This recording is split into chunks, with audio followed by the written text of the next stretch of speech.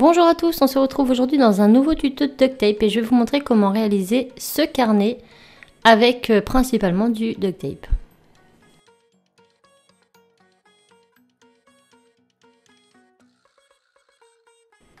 Donc vous aurez besoin de votre tapis de coupe ou d'une planche de carrelage. Vous aurez besoin de 2 couleurs de duct tape, enfin moi j'en ai utilisé 2. Vous aurez besoin de 6 feuilles de format A4, d'un petit morceau de carton type boîte de céréales, d'un ciseau et d'un cutter, de la colle forte et une agrafeuse, et un crayon à papier. Donc je vais commencer par prendre mes feuilles et je vais les plier en deux dans le sens de la largeur. Lorsque c'est fait, je viens découper le milieu. Une fois découpé, on obtient donc 12 feuilles que je vais replier en deux et redécouper.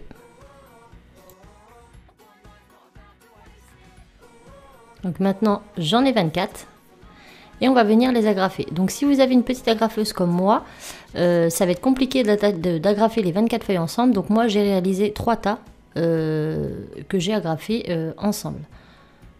Donc je vais vous montrer ça ici, voilà. Donc j'ai fait un tas, 2 tas et 3 tas. Ensuite on va venir mettre de la colle. Bien sûr si vous avez pu agrafer toutes les feuilles ensemble, cette étape n'est pas du tout à faire. Mais si comme moi vous avez plusieurs tas, et ben vous venez les coller. Donc vous mettez la colle au-dessus des agrafes et vous veillez à ce que les feuilles soient bien l'une contre l'autre.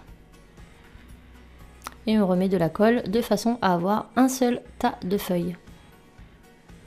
Une fois que c'est fait, on va bien serrer. Vous pouvez mettre des petites épingles à linge pour le séchage et on va laisser ça de côté.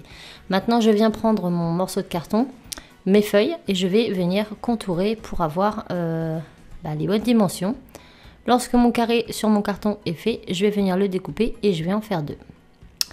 Maintenant, on va venir les décorer de duct tape. Donc moi, j'ai décidé de le mettre en biais, ce qui était un peu plus compliqué, mais vous pouvez le mettre droit si vous débutez dans le duct tape. Donc je vais tout simplement venir mettre plusieurs bandes que je vais venir découper.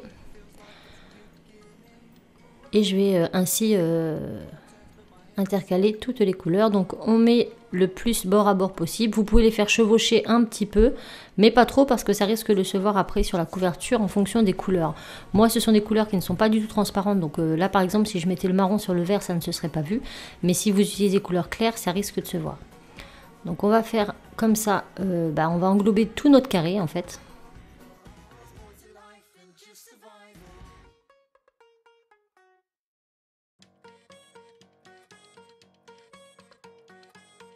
Hop, on obtient ça. Là, il me reste un tout petit morceau, donc je remets un morceau de duct tape. Et je coupe. Maintenant, on retourne. Et là, ça va se compliquer. Moi, j'ai fait en biais, donc c'était pas la meilleure des solutions. Donc, sur les bords, ici, le petit bord de droite, je vais venir découper à 1 ou 2 cm du bord. Je pense bien à faire mes angles pour pouvoir replier mon duct tape correctement. Et ensuite, je rabats le duct tape à l'intérieur. Donc j'ai fait un accéléré pour vous montrer. Là, je coupe bien l'angle, je rabats. Et là, je redécoupe l'angle, de façon à ce qu'on ait des bords bien droits et que le duct tape se colle bien entre lui. Donc je continue toujours à découper. Je découpe les morceaux dont je n'ai pas besoin, ça sert à rien d'avoir trop d'épaisseur sur le dessous. Donc faites comme vous pouvez, le but étant de pouvoir rabattre le tout à l'intérieur et sans qu'il y ait trop d'épaisseur.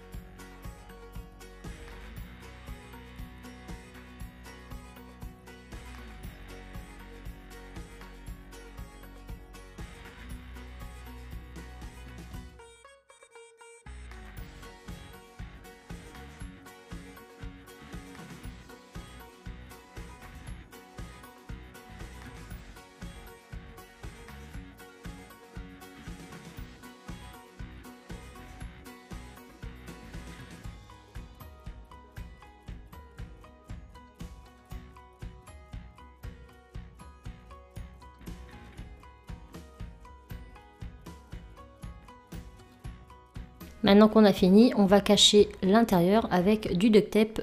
Cette fois-ci, je vais utiliser que le brun, mais encore une fois, faites à votre convenance. Donc j'essaie de découper à quelques millimètres du bord et je fais quelque chose d'à peu près droit des deux côtés.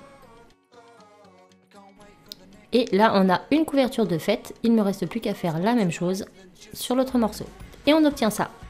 Maintenant, ça va être uniquement de l'assemblage. Vous allez voir, c'est un jeu d'enfant. Donc je viens reprendre mes couvertures et mon bloc, je mets une couverture au-dessus, une couverture en dessous et je vérifie déjà que mon calepin a une bonne mide. Si toutefois vous avez des feuilles qui dépassent un petit peu les unes des autres, vous retaillez avec votre ciseau. Une fois qu'on a fini, on doit avoir quelque chose comme ça.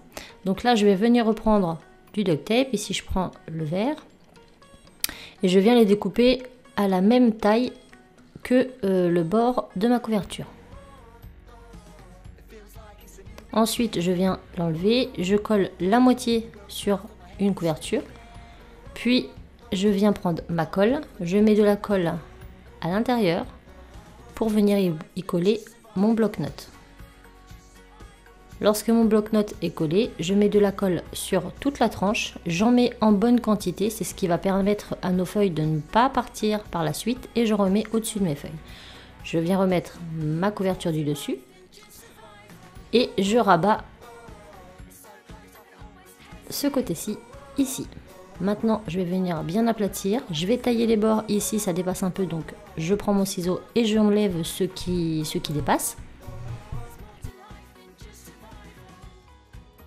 Et maintenant, on va laisser poser avec un poids pendant plusieurs heures. Et voilà, notre calepin est terminé, donc vous allez pouvoir y noter tout ce qui vous plaît à l'intérieur. Moi, j'espère vraiment que ce tuto vous aura plu et je vous fais plein de bisous. Je vous dis à très vite dans un autre tuto. Bye!